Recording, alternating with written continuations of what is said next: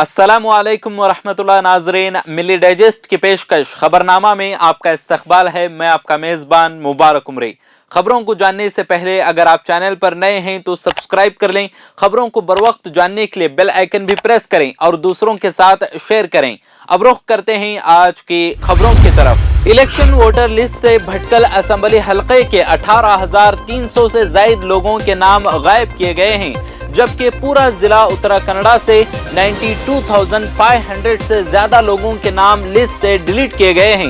ये धमाका खेज इत्तला उत्तर कन्नड़ा डिस्ट्रिक्ट कांग्रेस सदर भीमन्ना नायक ने दी है। भटकल में मुनाकिदा प्रेस कॉन्फ्रेंस से बात करते हुए भीमन्ना नायक ने बताया कि रियासत कर्नाटक में अगले 3-4 माह में मुनाकिद होने वाले असेंबली इलेक्शन को देखते हुए बीजेपी गंदी सियासत खेल रही है और सेकुलर लोगों के नामों को वोटर लिस्ट से गायब किया जा रहा है। बीजेपी रियासत में तरक्याती काम करके लोगों की तवज्जो अपनी तरफ करने के बजाय जिन लोगों के वोट मिलने की उम्मीद नहीं है उन लोगों को ही वोटों के हक से महरूम करने की कोशिश में लगी हुई है। मुल्क में 1 साल से जारी हिजाब तनाज़ुए का मामला इस वक्त सुप्रीम कोर्ट में है और 2 जजों की बेंच ने अब इस मामले को समाअत के लिए बड़ी बेंच को भेज दिया है।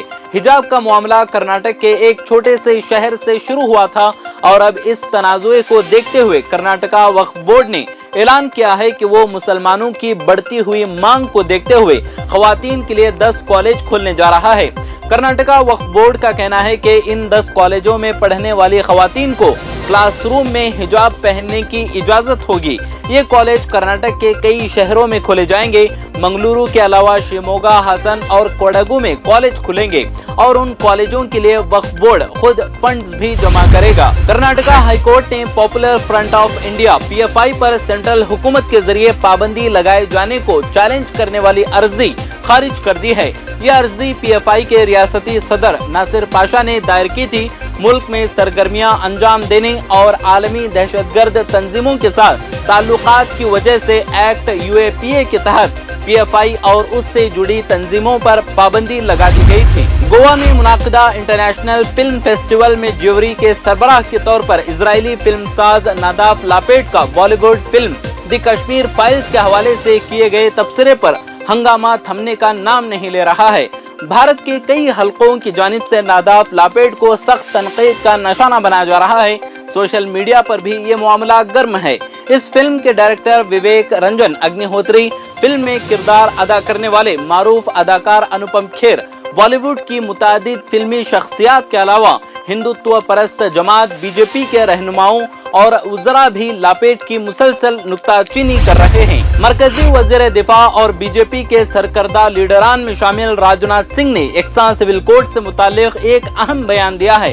कहा कि पूरे मुल्क में एकसां सिविल कोड नाफिज करने का वक्त आ गया है और सभी रियासतों को उस पर गौर करना चाहिए। साथ ही राजनाथ सिंह ने यह भी कहा कि जो रियासतें एकसां सिविल कोड को नाफिज कर रही हैं वो मुबारकबाद की मुस्तहिक हैं।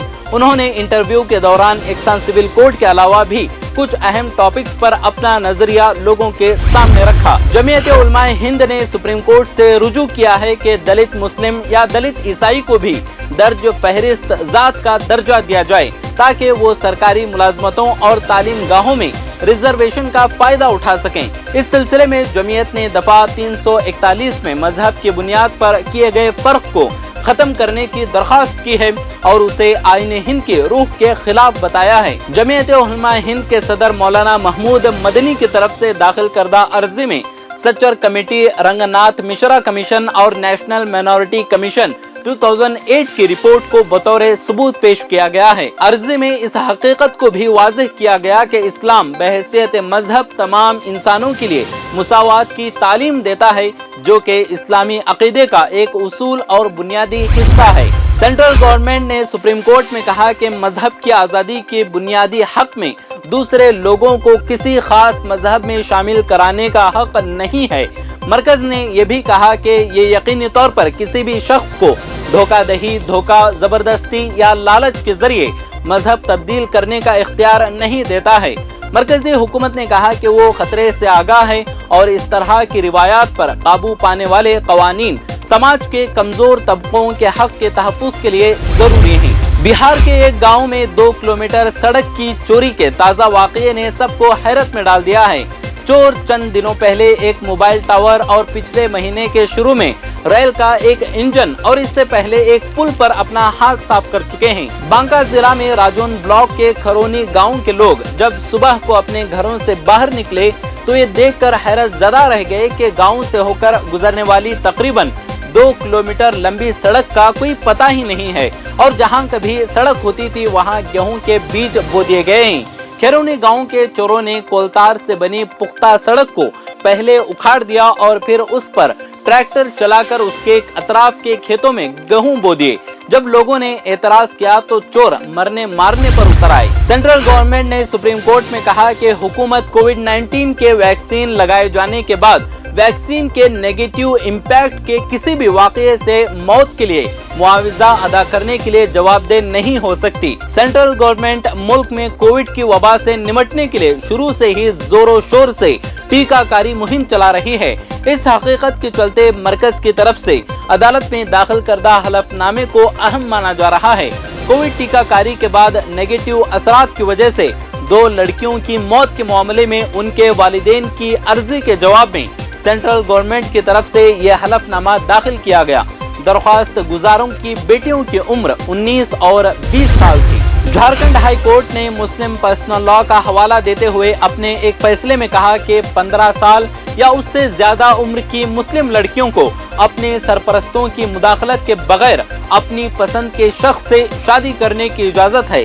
अदालत ने ये बात एक मुस्लिम नौजवान के खिलाफ दर्ज की गई FIR की बुनियाद पर फौजदारी कार्रवाई को मंसूख करते हुए कही, जिसने अपनी बिरादरी की 15 साल लड़की से शादी की। FIR में बिहार के नवादा के रहने वाले 24 साल मोहम्मद सोनू पर इल्जाम है कि उसने झारखंड के जमशेदपुर के जुगसलाई से एक 15 साल मुस्लिम लड़की को शादी का लालच देकर अगवा किया था। साबिक रियासती वजीर वेस्ट बंगाल पार्थ चटर्जी जो असातिज़ा तकर्रुरी मामले में जेल में है, उन पर ईडी ने आज कई नए इल्जामात आयद किए हैं। उन्होंने पैसों के बदले प्राइवेट लॉ कॉलेजों को इजाजत देने के अलावा कई फार्मेसी कॉलेजों को भी रकम लेकर मंजूरी दी है। ईडी ने गुज़िश्ता रोज कलकत्ता हाईकोर्ट में ऐसी ही सनसनीखेज शिकायत की है।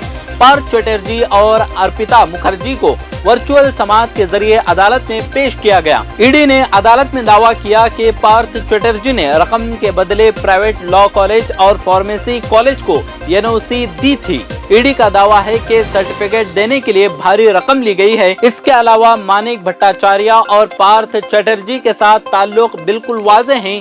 इसके अलावा गुज़िश्ता 14 दिनों की तहकीकात में कई अहम हक़ाइक़ सामने आए हैं। आज के खबरनामे में फिलहाल इतना ही। अगर आपको ये पेशकश पसंद आती है तो दूसरों के साथ शेयर करके हमारा हौसला बढ़ाएं। मिलते हैं अगली वीडियो में, तब तक खुश रहें, आबाद रहें। अगर आपने चैनल को सब्सक्राइब नहीं किया है तो जरूर सब्सक्राइब करें, बेल आइकन भी प्रेस करें ताकि खबरें आप तक बर वक्त पहुँच सकें। मजीद अपडेट्स के लिए आप WhatsApp ग्रुप भी ज्वाइन कर सकते हैं, लिंक डिस्क्रिप्शन में मौजूद है।